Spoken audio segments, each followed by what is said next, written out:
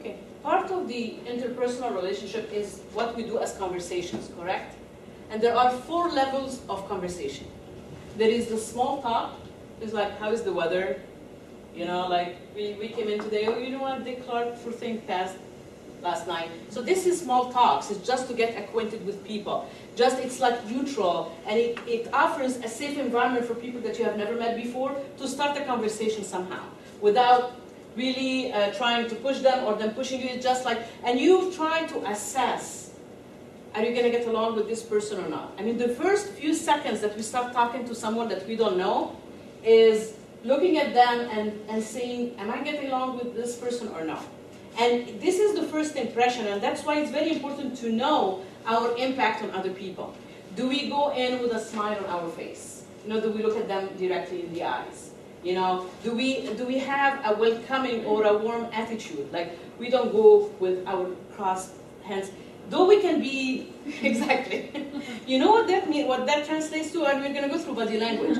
You could be cold, okay? Yeah, this is one thing, you know, this is one thing you could be cold. But the other thing is like people taking as a defensive mechanism, where you're closing yourself up and you don't want anybody to go into your personal space. Right. So we need to be also careful, because if I come talk to you and I did not realize that you could be cold, because some people will translate just as you don't want me in, you know, I will keep my distance. Though you could be a very welcoming person, a very warm person, and you will wonder, you know, it's just like, why is she keeping her distance?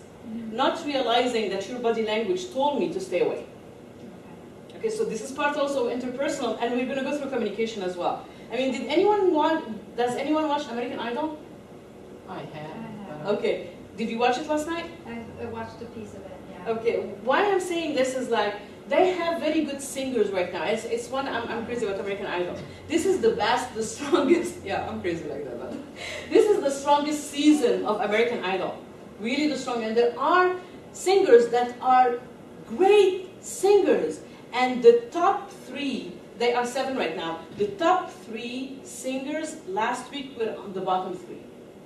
The best were on the bottom 3. So the judge kept telling them, what is it that you are communicating to the public that they're not connecting with you?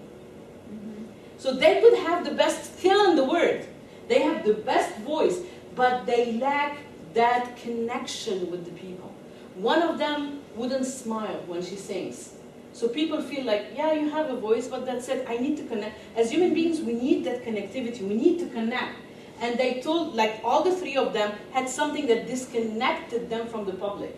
And that's why they voted them out, or they did not vote for them. People vote, or people will talk to the people they like.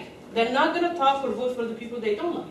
So this is something that, you know, and for me, all that is like, I look at all this, not just for American Idol, but it teaches me something more. You know, like, they were basically talking about body language. Right. You know, what is the body language and what the others are, you know, are projecting to the people. Right. You know, so the people that were like playing on the feelings and being sad and all that were getting the votes, and people that were just like, they held the feelings and did not get the votes. You know, and this is something that we're going to go through as well today. So the number 1 is small talk. The second one is fact disclosure.